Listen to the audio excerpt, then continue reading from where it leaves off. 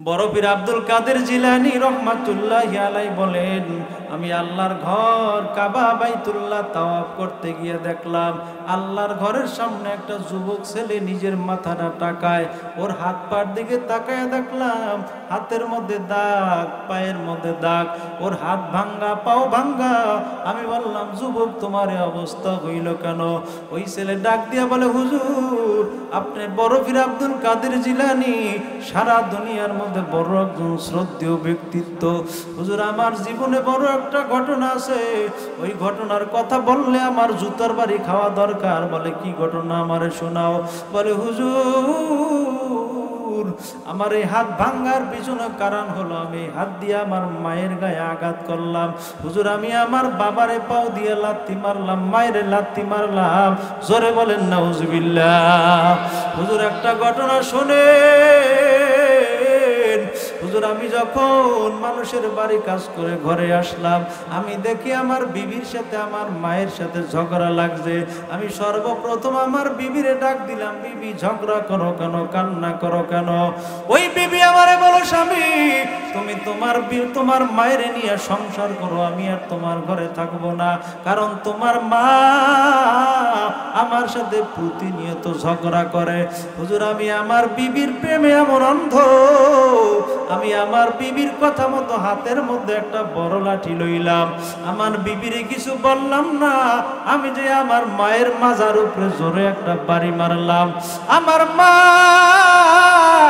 জমিনে পড়িয়া যায়, আমি তারে লাথি মারে আমার ঘর থেকে বের করে দিলাম, কারণ আমার বিবির প্রেমে আমি অন্ধ ছিলাম।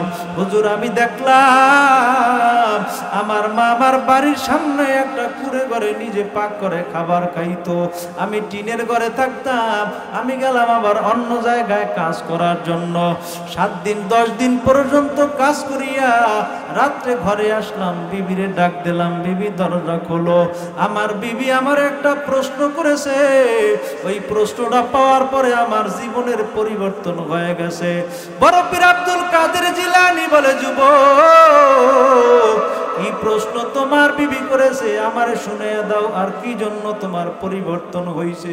বলে, হুজুর আমি বিবিরে বললাম দরজা খোলার জন্য, আমার বিবি আমারে কয়, স্বামী আমি যখন দরজা খুলতে পারবো না, কারণ আমার দুধের একটা বাচ্চা আমার বুকের উপর শুয়ে রয়েছে, কারণ আমি ডান পাশে আগে রাখছি, ওই ডান পাশে প্রস্রাব করেছিল, আমি মা তারে বাম পাশে নিয়ে শোয়াইলাম, বাম পাশে প্রস্রাব করে দিছে, আমি মা আর দেখি কোনো শুকনো জায়গা নাই, আমার ডানেও জায়গা ভিজা, আমার বামেও জায়গা ভিজা, আমার বুকের উপরে শুকনো জায়গা আছে, আমি মা ওরে শুকনো জায়গার মধ্যে রাইখা এই মাত্র কাঁচা ঘুম পড়াইলাম, এখন যদি তোমার জন্য দরজা খুলি তারে বুক থেকে সরাইতে হয়, আর বুক থেকে সরাইলে কান্না শুরু করবে, রাত্রে আর ঘুমাবে না। ও স্বামী দাঁড়াও, আমার সন্তানের ঘুমটা পুরো হবে, তারপর আমি দরজা খুলবো। ওই ছেলেটা বলে, হুজুর আমার বিবির মুখ নিঃসৃত ওই শব্দটা যখন উচ্চারণ হলো, তাই সন্তানের জন্য দরজা খুলতে পারবে না। আমি মনে মনে ভাবলাম, যেই মা 10 মাস 10 দিন আমারে গর্ভে ধারণ করলো, ওই মা এমনও দিন গেছে রাত্রিবেলা আমারে বুকের উপর নিয়ে সারা রাত্র ঘুমাইলো, এমনও দিন গেছে মা ভিজা জায়গায় নিজে শুয়ে আমারে শুকনো জায়গায় রাখছে। হুজুর আমি ওই মায়েরে কেমনে লাথি মারলাম, আমি কেমনে আমার মায়েরে বাড়ি মারলাম।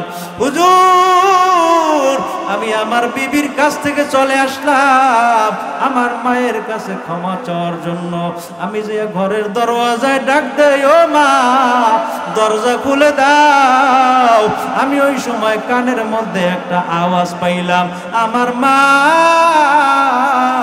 আল্লাহর কাছে ফরিয়াদ করতেছে, আল্লাহ আমার বদদুয়ার কারণে আমার সন্তানের জীবনটা তুমি বরবাদ করে দিও না, আয় আল্লাহ আমার সন্তানরে বড় কোনো রোগ দিও না, আমার সন্তানরে বড় কোনো বিপদ দিও না। হুজুর আমি গেলাম, মায়েরে ডাক দিলাম, মা দরজা খুলে দাও, আমি তোমার সামনে আসব। আমার মা মনে করছে বিবি নালিশ দিছে আমার কাছে, আমি আবার তারে মারার জন্য আসছি। ওই মা একটা ডাক দেয়া কয়, বাজার আমারে কিছু বলিও না, এই 7 দিন পর্যন্ত আমার ঘরের চুলায় আগুন জ্বলে না, একটা বারের জন্য তোর ঘরের দরওয়াজায় যাই নাই। তোর বিবি যদি আমার বিরুদ্ধে নালিশ দেয় আমারে কিছু বলবি না। ছেলে বলে, মাগো আমি বুঝেছি তোমার চেয়ে আপন আমার আর কেউ নাই। হুজুর আমি ঘরের মধ্যে ঢুকবো, ঘরের জানালা বন্ধ, ঘরের দরওয়াজা বন্ধ। আমার মায়ে মনে করছে আমি তারে আবার বেত্রাঘাত করবো, বাড়ি মারবো, লাথি মারবো। দরজা খুললো না, আমি দরজা খুলে আবেগ হৃদয়ে ঘরের মধ্যে ঢুকলাম, মায়ের কাছে ক্ষমা চাও। ওই মা আমারে ভুল বুঝে জোরে একটা চিৎকার মেরেছে। আমি আমার মায়ের কাছে গেলাম, যাইয়া দেখি আমার মা দুনিয়ায় নাই, আমার মা কবরের যাত্রী হয়ে গেছে। হুজুর আমি আমার মায়ের জানাজা দিয়ে দাফন দিয়ে দিলাম, বিবিরে তালাক দিলাম। এরপরে আসলাম আল্লাহর ঘর কাবা বাইতুল্লাহ জিয়ারত করার জন্য। ও বড় পীর আব্দুল কাদের জিলানী বলেন আল্লাহ আমারে মাফ করবে কিনা। আল্লাহর ওলি আব্দুল কাদের জিলানী যুবকটারে একটা চিৎকার মেরে ডাক দেয়, যুবক তাড়াতাড়ি বাড়ি চলিয়ে যাও, আল্লাহর ঘরের সামনে থেকে কোনো লাভ নাই, লাভ নাই। তোমার মা যদি তোমারে মাফ না করে আল্লাহ মাফ করবে না। তুমি তোমার মায়ের কবরের পাশে দাঁড়াইয়া তেলাওয়াত করো, সূরা পড়ো, মোনাজাত দাও।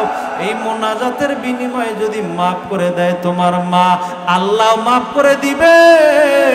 জোরে বলেন সুবহানাল্লাহ। আলা ইয়ালামু মান খালাকা ওয়া হুয়াল লাতীফুল খাবীর।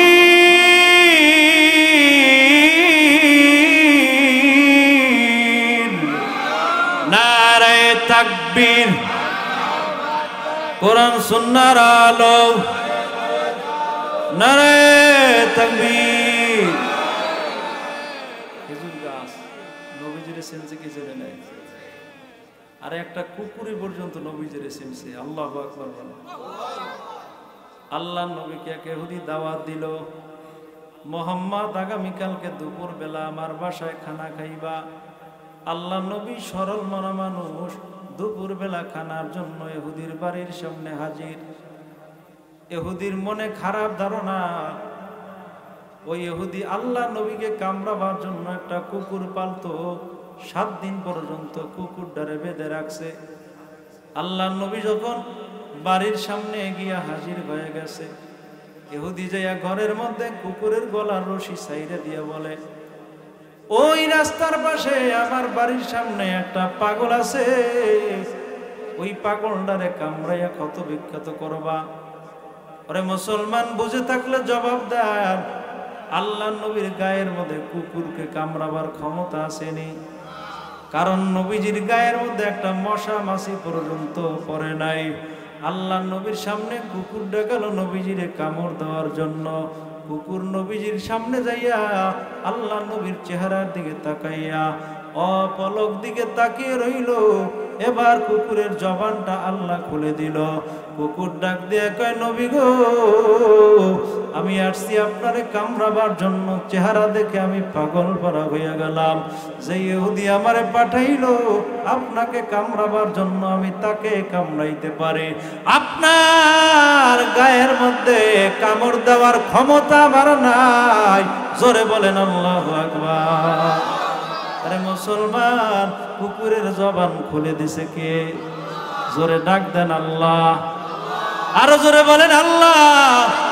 কুকুর ডাকটা দৌড় দিয়া মালিকের সামনে গিয়া মালিকের কয়, ওরে আহাম্মক, তোরে আমি কামড়াইতে পারি, তুই আমারে ভাতের মার খাওয়াও, আমারে হাড্ডি কাটা খাওয়াও। তার মানে আমি এমন পাগল পারা হই নাই, নবী মুহাম্মাদের গায়ে আমি কামড় দিব, প্রয়োজনে তোরে কামড়াইয়া ক্ষত বিক্ষত করতে পারি, আমি আমার নবীর গায়ের মধ্যে কামড় দিতে পারবো না। ওয়া ইন্নাকা লাআলা খুলুকিন আযীম।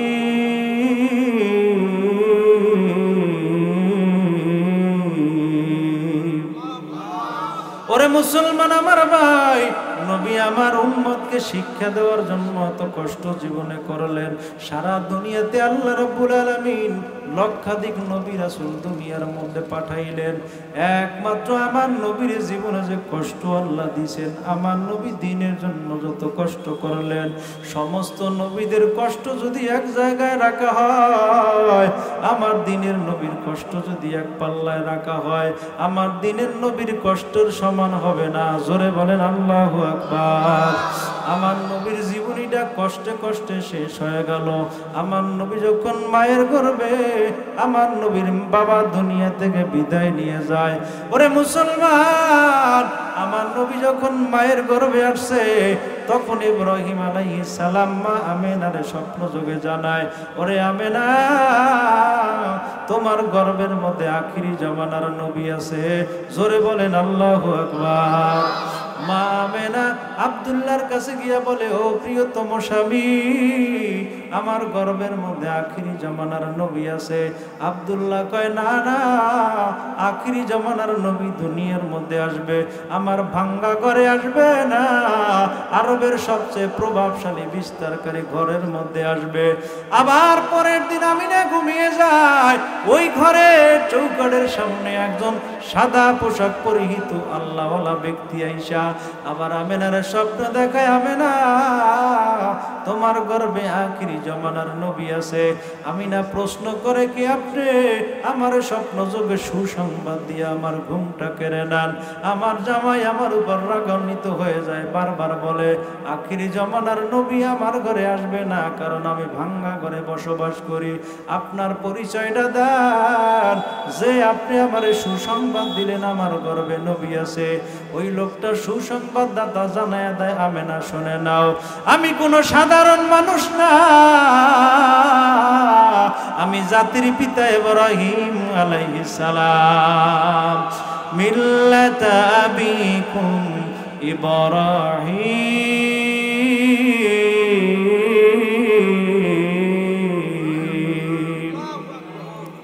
জাতির পিতা ইব্রাহিম আলাইহিস সালাম মা আমেনাকে স্বপ্ন যোগে জানিয়ে দেয়, তোমার গর্ভে আখিরি জামানার নবী আসবে। মা আমেনা আব্দুল্লাহকে বলে, আমার ঘরে যেহেতু আখিরি জামানার নবী আসবে, আমার ঘরটা ভাঙ্গা, আমার ঘরটা অগোছালো। ও স্বামী আমার, তুমি দূর থেকে ব্যবসা বাণিজ্য করে কিছু সম্পদ নিয়ে আসো, আমার ঘরটা ভালো করে উঠাও, আমার ছেলের জন্য কিছু কেনাকাটা করে নিয়ে আসো। আল্লাহ নবীর মা এই কথা বলার পর বাবা আব্দুল্লাহ গেল সিরিয়া ব্যবসা করার জন্য। কিছুদিন পরে আর দুনিয়াতে নাই, বাবা দুনিয়া থেকে বিদায় নিয়ে গেছে। মা আমেনা যখন শুনলো তার বাবা আর দুনিয়ায় নাই, মুহাম্মাদের বাবা আব্দুল্লাহ দুনিয়ায় নাই, মনে বড় আশা, আমার সন্তান দুনিয়াতে আসবে, আমার সন্তানের জন্য ওর বাবা খেলনা ক্রয় করে নিয়ে আসবে, আমার ঘরটা সুন্দর করে উঠাবো, আমার ঘরের মধ্যে একটা আলোকবর্তিকার আগমন হবে।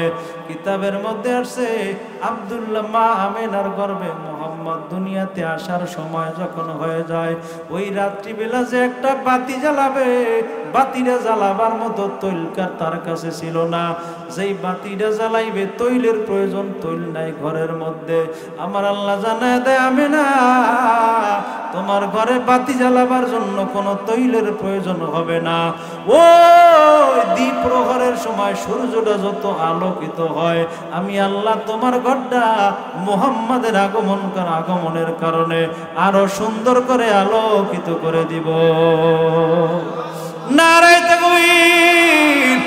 মা আমেনা তার দাইমাকে পাঠাইলো অন্য ঘরে একটু তৈল আনার জন্য, বাতির মধ্যে দিয়ে তারপর তৈল দিয়ে বাতি জ্বালাবে। কিন্তু অন্য ঘরের লোকটা এত খারাপ, মা আমেনার একটু তৈল ধার দিল না। আল্লাহ জানায় দেয়, আমেনা, তোমার স্বামী দুনিয়ায় থাকলে তোমার স্বামী সন্তানের জন্য খেলনা নিয়ে আসতো, ওরে ওর দুনিয়ার খেলনা লাগবে না, আমি আল্লাহ আসমানের চন্দ্র সূর্য দুনিয়ায় পাঠিয়ে দিব, মুহাম্মদ চন্দ্র সূর্য নিয়ে খেলা করবে। জোরে বলেন আল্লাহু আকবার, নারায়ে তাকবীর। রে আল্লাহর বান্দা, নবী আমার দুনিয়ার মধ্যে আসলেন। ওরে সন্ধ্যাবেলা মা আমেনা মনে মনে চিন্তা করলো, আমার মুহাম্মদ কোন সময় দুনিয়ার মধ্যে আসে? সুবে সাদিকের সময় দুনিয়ার মধ্যে আসলেন। আল্লাহ নবীর বাবা দুনিয়ায় নাই, মা কয়টা দিন কষ্ট করে লালন পালন করলেন। হালিমাতু সাদিয়া রাদিয়াল্লাহু আনহার কাছে দিলেন লালন পালনের জন্য। 6 বছর পরে নবী আমার আমিনার কাছে আবার আসলেন। এমন একটা দিন গেল, সন্তান বিভিন্ন কায়দায় খেলাধুলা করার জন্য ময়দানে গেল। নবী মুহাম্মদ রাসূলুল্লাহ ময়দানে খেলা দেখার জন্য গেলেন। সকল সন্তান ঘরে আসে, আমার নবী আর ঘরে আসে না। মা আমেনা ছোট্ট ছোট্ট ছেলেদেরকে জিজ্ঞাসা করে, ওরে আমার মুহাম্মদকে তোমরা দেখছো নি? কারণ এখন পর্যন্ত মুহাম্মদ তো আর আসলো না। একজন ডাক দিয়ে বলে, ও মা আমেনা, ওই ময়দানের পাশে বসে দেখলাম নবী মুহাম্মদ কান্না করতেছে, বাবা বাবা বইলা। কত সন্তান বাবার কোলে উঠা তারপরে বাড়ি চলিয়া যায়, তার বাবা নাই, বাবার জন্য কান্না করে। মা আমেনা যায় দেখে ময়দানের পাশে বসে কান্না করে, মাথায় হাত দিয়া দোয়া করে দিল, আব্বু কান্না করে কোনো লাভ নাই, তুমি তোমার বাবার জন্য কান্না করো, তোমার বাবা আর দুনিয়ায় আসবে না, চলো বাড়ি যাই। নবী মুহাম্মদকে নিয়ে বাড়ি আসলেন।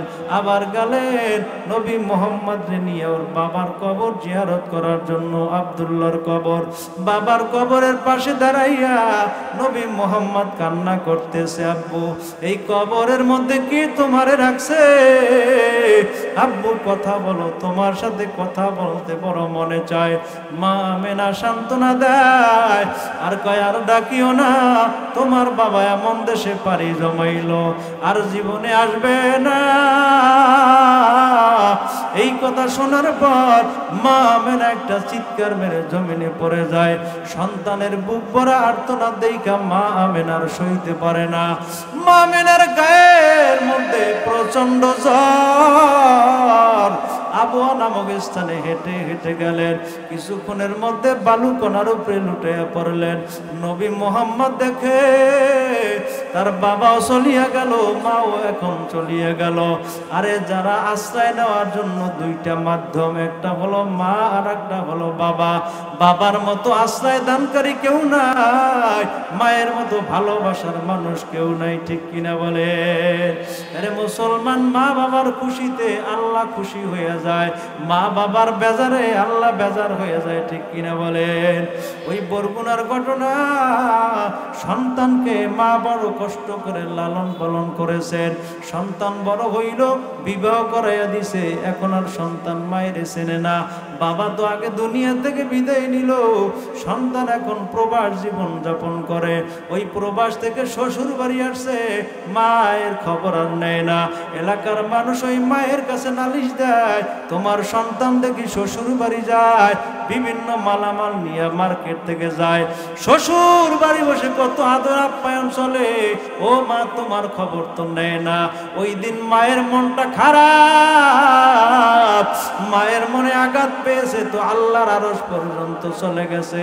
মায়ের মনে কষ্ট নিয়ে বলে, আমার কোনো সন্তান নাই। এই কথাটা বলতে দেরি, সন্তান অসুস্থ হইতে দেরি না। কারণ মায়ের মনে যদি কোনো ব্যক্তি আঘাত দেয়, আল্লাহর আরশে লাগে কি লাগে না? ওরে মুসলমান, লন্ডনের 9 জন ডাক্তার একত্রিত হইয়া মায়ের কলিজা নিয়ে গবেষণা করছেন। তারা একটা ফসল বের করেছেন, মায়ের গর্ভে যখন সন্তান 6 মাস বয়সে অপনীত হয়, তখন ওই সন্তানটা মাথা নিচের দিকে, পাও দুইটা উপরের দিকে চলে যায়। ওই সন্তানের পাও দুইটা মায়ের কলিজা পর্যন্ত চলিয়া যায়। সন্তান আস্তে আস্তে বড় হয়, মায়ের কলিজাটা আস্তে আস্তে উপরের দিকে ওঠে। ওই সন্তানটা যদি 10 ইঞ্চি লম্বা হয়, মায়ের কলিজাটা 2 ইঞ্চি উপরে উঠে যায়। আরে ডাক্তাররা বলেছে, একটা সন্তান দুনিয়াতে আসার আগ পর্যন্ত মায়ের কলিজার মধ্যে কত লাথি মারে। ওরে ভাই জানো না, কমপক্ষে 4500 বার লাথি মারলো মায়ের কলিজায়। মায়ের ঘুম হারাম হয়ে যায়। মা যখন খাইতে বসে সন্তান লাত্তি মারলে মায়ের খানা বন্ধ। মা যখন আল্লাহর কোরআন যদি পড়তে বসে সন্তান লাত্তি মারলে কোরআন পড়া বন্ধ। মা বিছানার মধ্যে শুয়ে পড়ে, ওরে একটা লাত্তি যদি দুনিয়ার বাবার কলিজায় পড়তো, বাবা আর বাঁচতো না। ডাক্তাররা মায়ের কলিজা নিয়ে গবেষণা করে বলেছেন, সেই মায়ের কলিজায় সন্তান যত বেশি লাত্তি মারে, ওই মা সন্তানরে তত বেশি ভালোবাসে। মুসলমান ডাক দিয়া বলেন আল্লাহু আকবার, আরো জোরে বলেন আল্লাহু আকবার। এক সময় ওই মায়ের কলিজায় এত জোরে লাথি মারে, মায়ের কলিজাটা ফেটে যায়, যা ফেটে রক্ত বের হওয়া শুরু করে। ওই ব্লাড কানেকশন দিয়া সন্তান দুনিয়ার মধ্যে আগমন করে। এখন পর্যন্ত মায়ের কলিজাটা ফাটা। ওরে মুসলমান, ওই সন্তান যখন দুনিয়াতে আইসা সর্বপ্রথম উম্মা বলে একটা আওয়াজ দেয়, মা বলে একটা আওয়াজ দেয়, ওই আওয়াজটা মায়ের কানের মধ্য দিয়ে যখন কলিজার মধ্যে যায়, ওই সন্তানের আওয়াজের কারণে দুনিয়ার কোনো মেশিন লাগে না, দুনিয়ার কোনো সেলাই লাগে না। এই সন্তানের ডাকের বিনিময় মায়ের কলিজাটা জোড়া লেগে যায়। নারায়ে তাকবীর।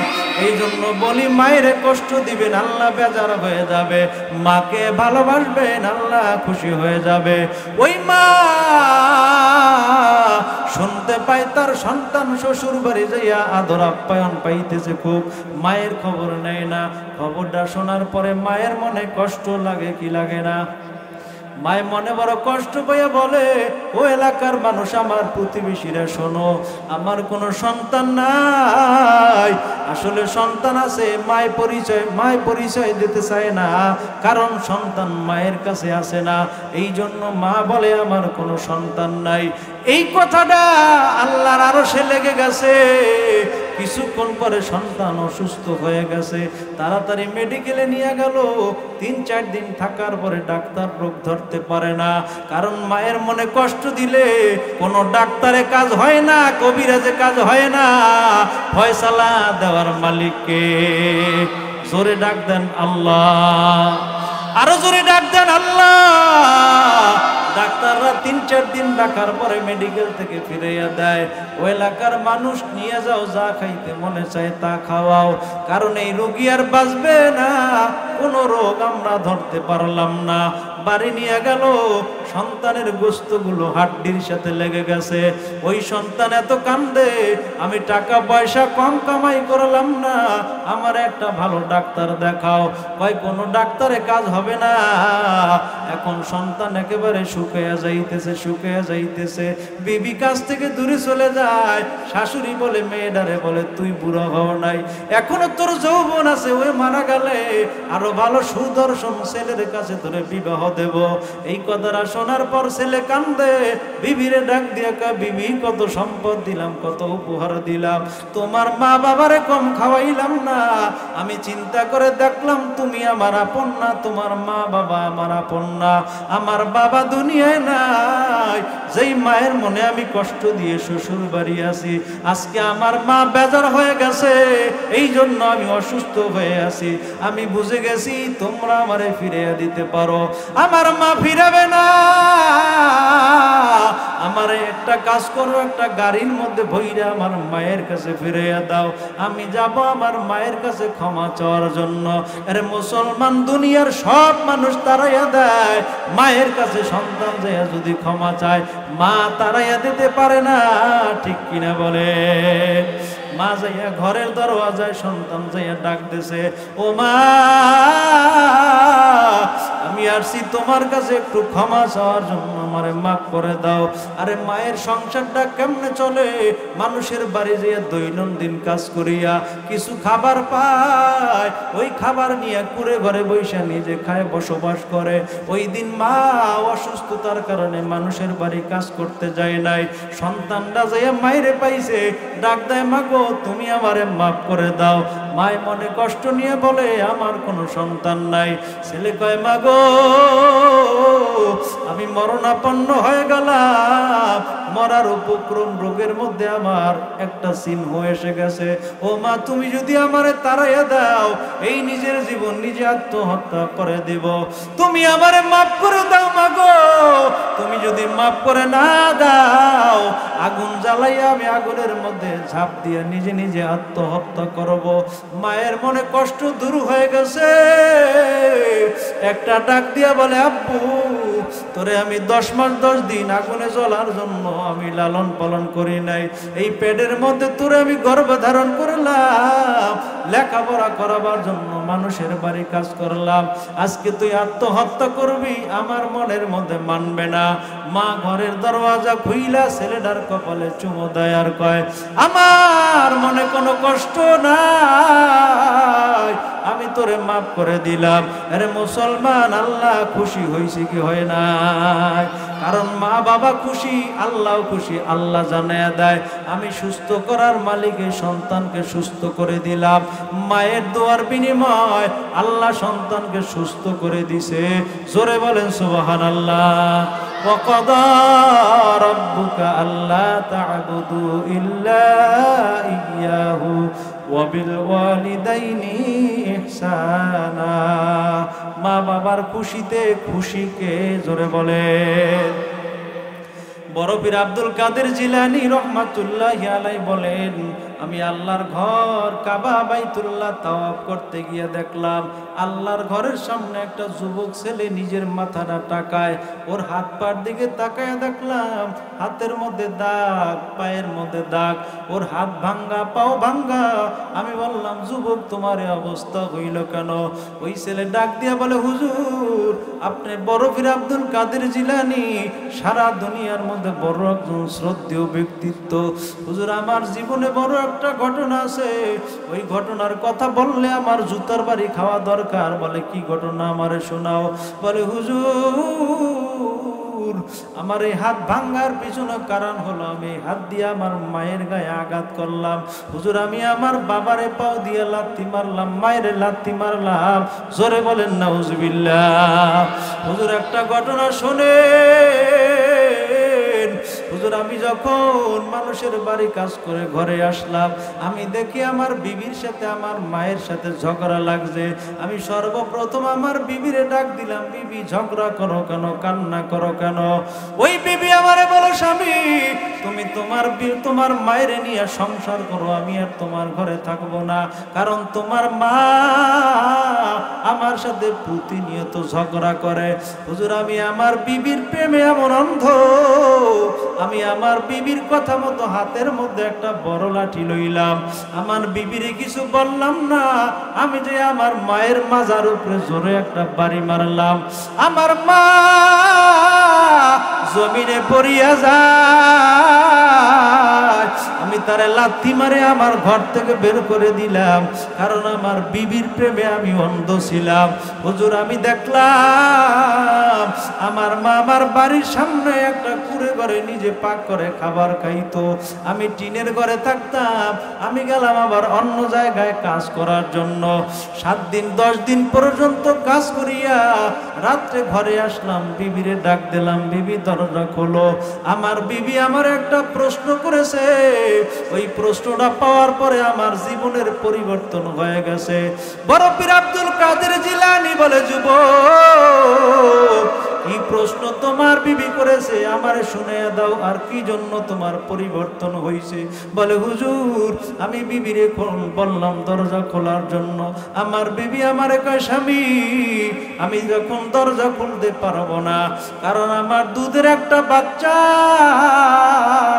আমার বুকের উপর শুয়ে রইছে, কারণ আমি ডান পাশে আগে রাখছি, ওই ডান পাশে প্রস্রাব করেছিল, আমি মা তারে বাম পাশে নিয়ে শোয়াইলাম, বাম পাশে প্রস্রাব করে দিছে, আমি মা আর দেখি কোনো শুকনা জায়গা নাই, আমার ডানেও জায়গা ভিজা, আমার বামেও জায়গা ভিজা, আমার বুকের উপরে শুকনা জায়গা আছে, আমি মা ওরে শুকনা জায়গার মধ্যে রাইখা এই মাত্র কাঁচা ঘুম পড়াইলাম, এখন যদি তোমার জন্য দরজা খুলি তারে বুক থেকে সরাইতে হয়, আর বুক থেকে সরাইলে কান্না শুরু করবে, রাত্রে আর ঘুমাবে না। ও স্বামী দাঁড়া, আমার সন্তানের ঘুমটা পুরো হবে, তারপর আমি দরজা খুলবো। ওই ছেলেটা বলে, হুজুর আমার বিবির মুখ নিঃসৃত ওই শব্দটা যখন উচ্চারণ হলো, তাই সন্তানের জন্য দরজা খুলতে পারবে না। আমি মনে মনে ভাবলাম, যেই মা 10 মাস 10 দিন আমারে গর্ভে ধারণ করলো, ওই মা এমনও দিন গেছে রাত্রিবেলা আমারে বুকের উপর নিয়ে সারা রাত ঘুমাইলো। এমনও দিন গেছে মা ভিজা জায়গায় নিজে শুয়ে আমারে শুকনো জায়গায় রাখছে। হুজুর আমি ওই মায়েরে কেমনে লাথি মারলাম, আমি কেমনে আমার মায়েরে বাড়ি মারলাম। হুজুর আমি আমার বিবির কাছ থেকে চলে আসলাম আমার মায়ের কাছে ক্ষমা চাওয়ার জন্য। আমি যে ঘরের দরওয়াজায় ডাক দেই, ও মা দরজা খুলে দাও, আমি ওই সময় কানের মধ্যে একটা আওয়াজ পাইলাম, আমার মা আল্লাহর কাছে ফরিয়াদ করতেছে, আল্লাহ আমার বদদুয়ার কারণে আমার সন্তানের জীবনটা তুমি বরবাদ করে দিও না। আয় আল্লাহ আমার সন্তানরে বড় কোনো রোগ দিও না, আমার সন্তানরে বড় কোনো বিপদ দিও না। হুজুর আমি গেলাম, মায়েরে ডাক দিলাম, মা দরজা খুলে দাও, আমি তোমার সামনে আসব। আমার মা মনে করছে বিবি নালিশ দিছে আমার কাছে, আমি আবার তারে মারার জন্য আসছি। ওই মা একটা ডাক দিয়া কয়, বাজার আমারে কিছু বলিও না, এই 7 দিন পর্যন্ত আমার ঘরের চুলায় আগুন জ্বলে না, একটা বারের জন্য তোর ঘরের দরওয়াজায় যাই নাই। তোর বিবি যদি আমার বিরুদ্ধে নালিশ দেয় আমারে কিছু বলবি না। ছেলে বলে, মাগো আমি বুঝেছি তোমার চেয়ে আপন আমার আর কেউ নাই। হুজুর আমি ঘরের মধ্যে ঢুকবো, ঘরের জানালা বন্ধ, ঘরের দরওয়াজা বন্ধ। আমার মায় মনে করছে আমি তারে আবার বেত্রাঘাত করবো, বাড়ি মারবো, লাথি মারবো। দরজা খুললো না, আমি দরজা খুলে আবেগ হৃদয়ে ঘরের মধ্যে ঢুকলাম, মায়ের কাছে ক্ষমা চাও। ওই মা আমারে ভুল বুঝে জোরে একটা চিৎকার মেরেছে। আমি আমার মায়ের কাছে গেলাম, যাইয়া দেখি আমার মার দুনিয়ায় নাই, আমার মা কবরের যাত্রী হয়ে গেছে।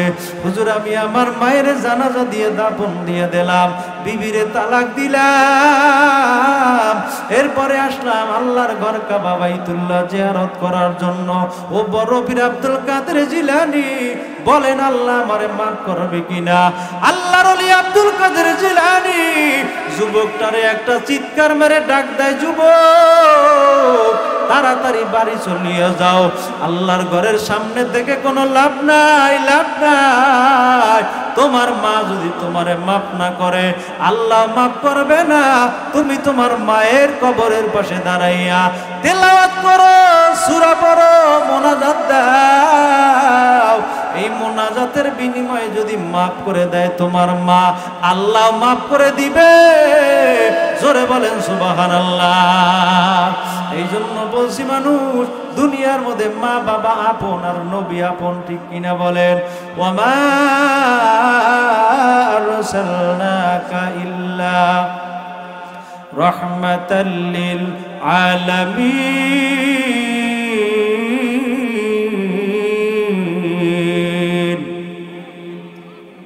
এই তাকবীরের আওয়াজ হইবে বলেন? তাকবীরের আওয়াজ জোরে দেবেন না?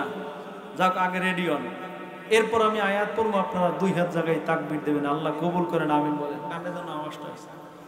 আমি এটা তাকবীর দেই, আপনারা আমার সাথে নারায়ে তাকবীরের ধ্বনিটা দেবেন। আমি একটু চেক করবো যে ইমানের স্পৃহা কার কতটুকু বেশি। আল্লাহ আমাদের তৌফিক দান করেন। নারায়ে তাকবীর, কোরআন সুন্নাহর আলো, ঘরে ঘরে জালো। নারায়ে তাকবীর। এখন আয়াতটা পড়ি, আপনারা তাকবীর দিন, পারা যাবে ইনশাআল্লাহ। ওহুয়াল গফুরুল ওয়াদুদুল আরশিল মাজিদ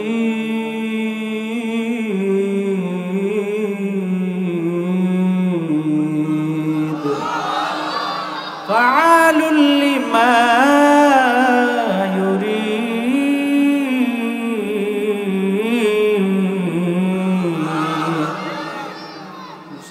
বলেছিলাম আমার নবীর কষ্ট আর সারা দুনিয়ার সব নবীর কষ্ট এক না।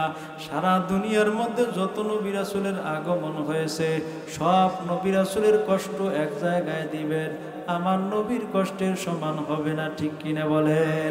তবে আমার নবী বলেছেন আমার উম্মতের জন্য আমি দোয়া করে গেলাম, আদু খুলুক আদম মারিফাতে শিশু জাদানু খুল্লাতা ইব্রাহিম লিসানা ইসমাইল হৃদা ইসাক ফাসাতা সালেহ হাইবাতা সুলাইমান। আমার উম্মতগুলো যখন জান্নাতে যাবে আল্লাহ আমার উম্মতের মধ্যে এত পাওয়ার দান করবেন। আরে আখিরি জামানার আগে আগে যে নবী রাসূল দুনিয়ার মধ্যে আসছে 10 জন নবীর যে মর্তবা আল্লাহ আমার একটা উম্মতের মধ্যে দান করবেন। এ মুসলমান, আমি এক একটা উম্মতের মর্তবা আপনার মধ্যে আমার মধ্যে দান করবেন, আর আপনারা জোরে জোরে সুবহানাল্লাহ বলবেন, পারবেন নি? আদম আলাইহিস সালাতু ওয়াস সালাম যত লম্বা ছিলেন আখিরি জামানার একজন উম্মত তত লম্বা হয়ে যাবে।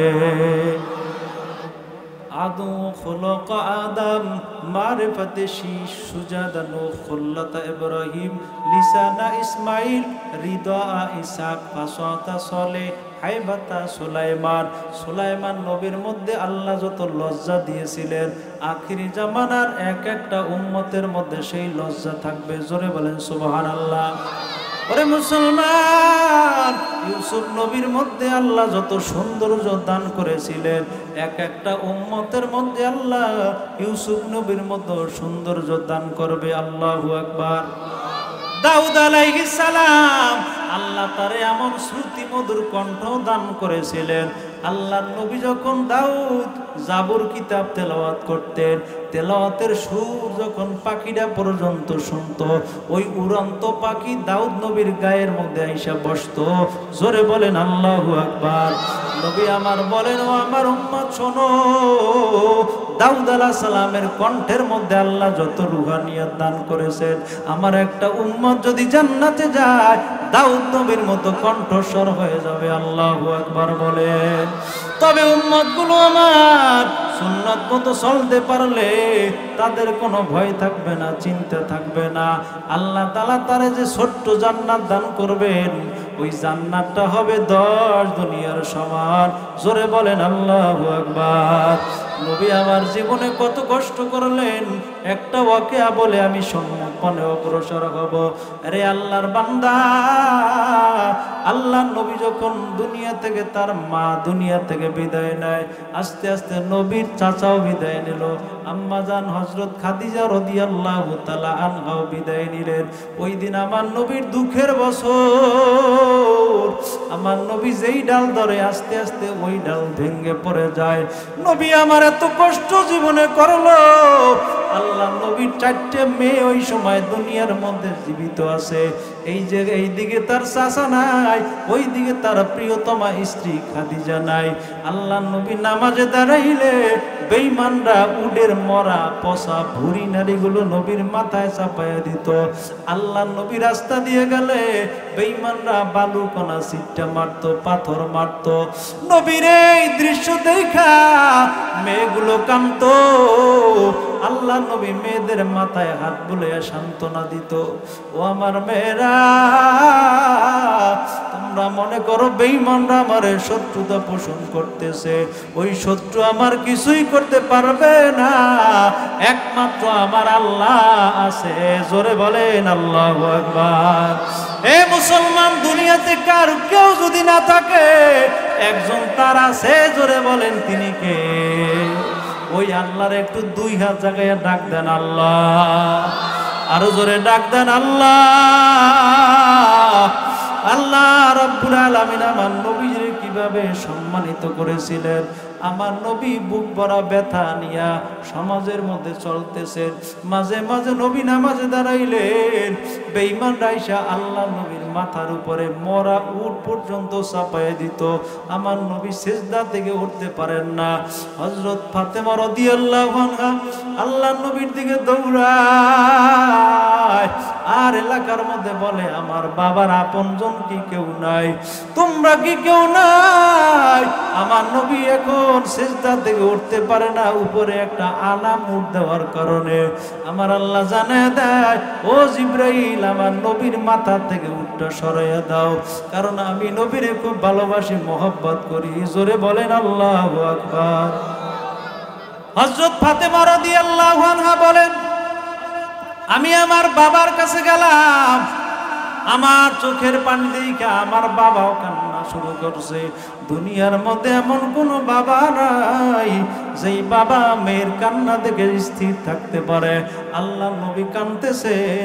আল্লাহ নবী এক সময় ফাতেমা রাদিয়াল্লাহু আনহারে বলেন, ও ফাতেমা, ও জয়নব, কুলসুম, তোমরা এখন এই মক্কায় থাকো, আমি আর ব্যথা সইতে পারি না, আমি আর এই মক্কার জমিনে থাকবো না, আমি হিজরত করব তায়েফে। কারণ তায়েফ আমার মামা বাড়ির দেশ, তায়েফ হলো হালিমাতুস সাদিয়ার দেশ। আমি ওই জায়গায় যাব, মানুষকে দ্বীনের দাওয়াত দেব। আল্লাহ নবী রওনা করলেন, তায়েফের ময়দানে যাবেন। হযরত যায়েদ ইবনে হারেসাকে নিয়ে রওনা করলেন। আল্লাহ নবীর পালক পুত্রের নাম ছিল হযরত যায়েদ। নবী রওনা করলেন, এইদিকে বেঈমানরা আবু জেহেল, আবু লাহাব, উতবা, সায়বা, মুগীরা একটা উট, শক্তিশালী উটের পিঠে সওয়ার হইয়া আগে ওই তায়েফের জমিনে যাইয়া 70-80 কিলোমিটার মক্কা থেকে দূরে যাইয়া এলাকার মানুষদেরকে খেপাইয়া দেয়। ওই এলাকার মানুষ, ওই মক্কা থেকে একটা ফিতনাবাজ আসতেছে তোমাদের এলাকায়, খবরদার জায়গা দিও না, সে যদি আসে এলাকার মধ্যে ফিতনা ছড়াবে, ও বড় ফিতনাবাজ। জোরে কর নাউজুবিল্লাহ। আমার নবী বুক ভরা ব্যথা নিয়ে রওনা করলেন। আল্লাহ নবী পায়ে হেঁটে হেঁটে যায়েদ ইবনে হারেসাকে নিয়া ওই তায়েফের ময়দানে গেলেন। বিভিন্ন জায়গায় মানুষদেরকে দাওয়াত দেওয়া শুরু করলো। তখন করলো না, আমার নবীর অপমানজনক কথা শুরু করলো। ডাক দিয়া বলে, তোমার মতো একটা ইয়াতিমকে আল্লাহ তাআলা কি নবুয়তি দান করবে? এলাকার মধ্যে আর কি নাই, আর কোনো মানুষ নাই, তোমার নবুয়তি দান করা লাগবে কেন? ওরে মুসলমান, আমার নবীর উম্মতের দল, ভালো করে বুঝবেন, অন্তরের কান লাগাইয়া শোনেন। বেঈমানরা ছোট ছোট পাথর নিয়ে নবীর গায়ের মধ্যে মারতে শুরু করলো। আমার নবীর মাথা ফেটে যায়, আমার নবীর শরীরের মধ্যে ক্ষতস্থান হইয়া যায়। আম্মা জান আয়েশা বলেন, আমি নবীর একবার গোসল করাইতে নিলাম, আমি পানি গরম করলাম, নবীর ইন্তেকালের আগে আগে তারে আমি গোসল করাবো 90 দিন আগে। নবীর জুব্বা খুলে দেখলাম আল্লাহ নবীর গায়ের মধ্যে বসন্তের দাগ বয়ে আছে, সিনার মধ্যে বসন্তের দাগ, পুষ্টে দেশে বসন্তের দাগ, এই হাতের মধ্যে বসন্তের দাগ। আমি বললাম, হুজুর কোন দিন আপনার গায়ে বসন্ত হইছে, যেই জন্য আজ পর্যন্ত আপনার গায়ের মধ্যে আঘাতের দাগগুলো দেখা যায়? ওই দিন নবী বললেন, আয়েশা শোনো, আমার গায়ে বসন্তের দাগ না, ওই বেঈমানদের পাথরের বড় দাগ। আরে আয়েশা, ওই তায়েফের ময়দানে আমার গায়ের রক্ত ঝরতে ঝরতে আমার পায়ের জুতো আটকে গেছে। রে আয়েশা, তায়েফের ময়দানে বেঈমানরা আমারে কত অত্যাচার করলো, কত লাঞ্ছিত করলো। এমন একজন বেঈমান আছে যিনি আমার গলার মধ্যে রশি লাগাইয়া ওই তায়েফের জমিনে টানে, পাথরগুলো আমার শরীরের মধ্যে ঢুকে যায়। জোরে বলেন আল্লাহু আকবার। আমার রক্ত জমিনে পড়ে, আমার জুতা মোবারক আটকাইয়া যায়, আমার পালক পুত্র আমার সম্মুখ পানে হাঁটে। আমি বললাম, যায়েদ, তোমার বুকের মধ্যে তীর লাগবে, তুমি সরিয়া যাও। ওই দিন যায়েদ আমার সান্ত্বনা দেয়, ও নবী গো, ওই আফ্রিকা থেকে আপনার কাছে আসলাম কালেমা পড়ার জন্য। আজকে যত তীর আসবে, যত আঘাত আসবে, আমার হাতের মধ্যে নেব, বুকের মধ্যে নেব, আমার রাহমাতাল লিল আলামিনের গায়ে তীরের আঘাত লাগতে দিব না, দিব না। জোরে বলেন আল্লাহু আকবার। একজন মহিলা দৌড়ে আসছে, আমার নবীর সামনে একটা ছোট দুধের বাচ্চা দিছে। নবী যুদ্ধের ময়দানে যাওয়ার সময় আমার নবী ডাক দিয়ে কয়, ও মা, তোমার এই দুধের বাচ্চাটা আমার কাছে দিলা কেন? এইসব বাচ্চা তো মানুষ খেলাধুলা করে, এদেরকে নিয়া আমি তো যুদ্ধের ময়দানে সাহাবায়ে কেরামদেরকে নিব। ওই মহিলা ডাক দিয়ে বলে, হুজুর, আমি জানি আমার সন্তান যুদ্ধের ময়দানে আপনার সাথে গেলে ও ঢাল ধরতে পারবে না, তলোয়ার ধরতে পারবে না, যুদ্ধের ময়দানে যোদ্ধা হিসাবে কোনো কাজ করতে পারবে না। আমি ভালো করে জানি বেঈমানরা যখন আপনার বুকের মধ্যে তীর মারবে, আপনার তীরে বুকের মধ্যে চাবুক মারবে, তখন আমার এই দুধের বাচ্চাটা আপনার বুকের সামনে ধরবেন, আমার বাচ্চার বুকের মধ্যে তীর ঢুকবে, আমার নবীর বুকে লাগবে না, আমার নবী বেঁচে যাবে, সমাজের মধ্যে ইসলাম জিন্দা হয়ে যাবে। ওরে মুসলমান ভালো করে বুঝেন, আল্লাহ নবীর ছেলে পালক পুত্র হযরত যায়েদ রাদিয়াল্লাহু আনহু বলেন, আমি কালেমা পড়ছি আমার নবীর কাছে আইসা, আমার নবী তায়েফের ময়দানে জীবন দেবে আর আমি জীবিত থাকব, সম্ভব না। প্রয়োজনে আমার নবীর ইজ্জত রক্ষা করার জন্য সময় দেব, শ্রম দেব, অর্থ দিব, জীবনটাও যদি দেওয়া লাগে আমি যায়েদ রাজি আছি। জোরে বলেন আল্লাহু আকবার, নারায়ে তাকবীর। যায়েদ রাদিয়াল্লাহু আনহুর হাতের মধ্যে 40টা তীরের আঘাত ঢুকছে, যায়েদের এক হাতের মধ্যে 40টা তীর ঢুকছে। নবী আমার যায়েদের হাত থেকে তীর বের করে নিলেন, আল্লাহ নবীর মুখের লালা যায়েদের হাতে লাগিয়ে দিলেন। যায়েদ বলে, নবী গো, আপনার মুখের লালার মধ্যে আল্লাহ এত বরকত রাখছে, আমার হাতের মধ্যে 40টা ছিদ্র ছিল তীর ঢোকার কারণে। হুজুর, আপনার মুখের লালা লাগার পর আমার হাতে কোনো ছিদ্র নাই, আমার হাতের ছিদ্রগুলো ভালো হয়ে গেছে। হুজুর, এই যুদ্ধের ময়দানে থাকবো, তায়েফের ময়দান থেকে আমি আর যাব না, যত জুলুম অত্যাচার নির্যাতন আমি এই জায়গায় বসে সহ্য করব। আমার নবী মায়ার নবী রহমাতে আলম নবী বারবার বেহুশ হইয়া দুনিয়ার জমিনে পড়ে যায়, বারবার পড়ে যায়। আল্লাহ জানে যে জিবরাইল, আমার বন্ধুর কষ্ট আমি সইতে পারি না, তাড়াতাড়ি দৌড় দাও, ওই জান্নাত থেকে একটা রুমাল নিয়ে যাও, আমার বন্ধুর গায়ের রক্তগুলো মুছে মুছে দাও। আমার বন্ধুর রক্ত আর জমিনে কত খাইবে আমি আল্লাহ বলে দিলাম, সে তার রক্ত যদি এখন আর জমিনে পড়ে জমিনটা তামা হয়ে যাবে। ওরে মুসলমান, জোরে বলেন আল্লাহু আকবার, নারায়ে তাকবীর।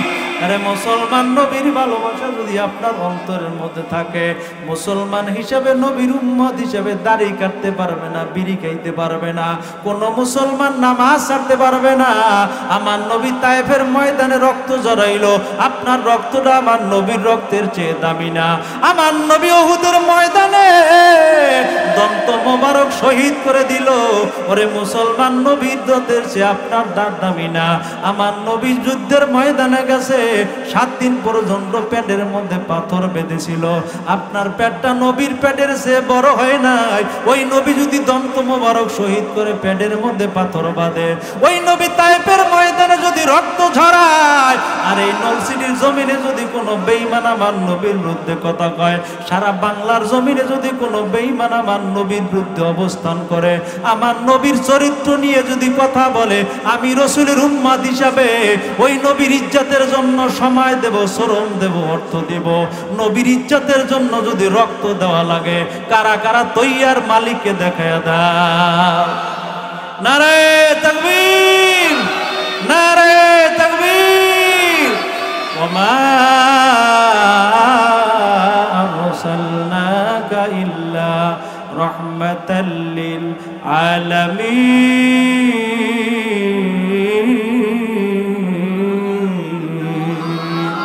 আমার নবী জীবনে এত কষ্ট করলেন, কিতাবের মধ্যে আসছে, নবী আমার একদিন দাওয়াতি কাজ করিয়া 7 দিন পর্যন্ত না খাইয়া ফাতেমার ঘরের সামনে আসছে। গভীর রাতে আইসা ফাতেমা রাদিয়াল্লাহু আনহাকে দেখবেন, হঠাৎ কানের মধ্যে শুনে তার 2টা প্রিয়তম নাতি কান্না করে, আর মায়ের কাছে বলে, মা, গভীর রজনী হয়ে গেল, আমার নানা ভাই এখন পর্যন্ত আর আসে না, আমার নানা ভাই কি আর কোনোদিন আমাদেরকে দেখা দিবে না? ওই দিন নবী আমার এই কথাটা শোনার পর মনে মনে ভাবলেন, খালি হাতে আমি কেমনে যাব? নাতি 2টা বলে, আমার নানা ভাই কি কোনোদিন খানা নিয়ে আসবে না? ওই দিন নবী মাটির ওরা বহন করেছে, খন্দকের ময়দানে নবী আমার মাথার মধ্যে মাটির উড়া নিছে। জোরে বলেন আল্লাহু আকবার। ঘরে আসছে, ফাতেমা দরজা খুলো, আমি আসছি তোমার সাথে একটু দেখা করার জন্য। ফাতেমা রাদিয়াল্লাহু আনহা বলেন, আব্বু দেখা তো আমার সাথে করবেন, আমি আপনার সাথে কেমনে দেখা করব? আমার মাথার একটা ওড়না ছিল, ওড়নাটা বাজারে বিক্রি করার জন্য আলীর নিকট দিলাম। ওরে আলী খাবার নিয়ে আসবে, সন্তান দুইটারে খাওয়াবো। বাবা আমার মাথায় কোনো ওড়না নাই। ওই দিন নবী আমার বলেন, আমার রুমাল তারে দিলাম, মাথার মধ্যে দিয়ে আমার সম্মুখে অগ্রসর হইল। আমি আমার নাতি দুইটারে বললাম, ও নাতিরা, আজকে আমার পেটের মধ্যে 7টা পাথর বান্ধা। জোরে বলেন আল্লাহু আকবার। কয় তাই কি খাবো? কয় তোমরা খাও আর না খাও, আমি আমার উম্মতের জন্য দোয়া করে গেলাম, আল্লাহুম্মা আহিনি মিসকিন ওয়া তুওয়াফানি মিসকিন ওয়া তুযমরাতুল মাসাকিন। আল্লাহ আমারে গরিব বানাইছো, আমার উম্মতকে তুমি যদি গরিব বানাও, ওই গরিবের সাথে আমার উম্মতের সাথে আমারে উঠাবা। কারণ একজন ধনীর তুলনায় 500 বছর আগে গরিব জান্নাতের মেহমান হয়ে যাবে। জোরে ডাক দেন আল্লাহ, আরো জোরে ডাক দেন আল্লাহ। ওই তায়েফের ময়দানে নবী আমার মনের কষ্ট নিয়ে একটা দোয়া করেছিলেন মালিকের কাছে। নারে তাকবীর, নারে তাকবীর। প্রধান অতিথির আগমন, ইউনুস মাওলানা হুজুরের আগমন। নারে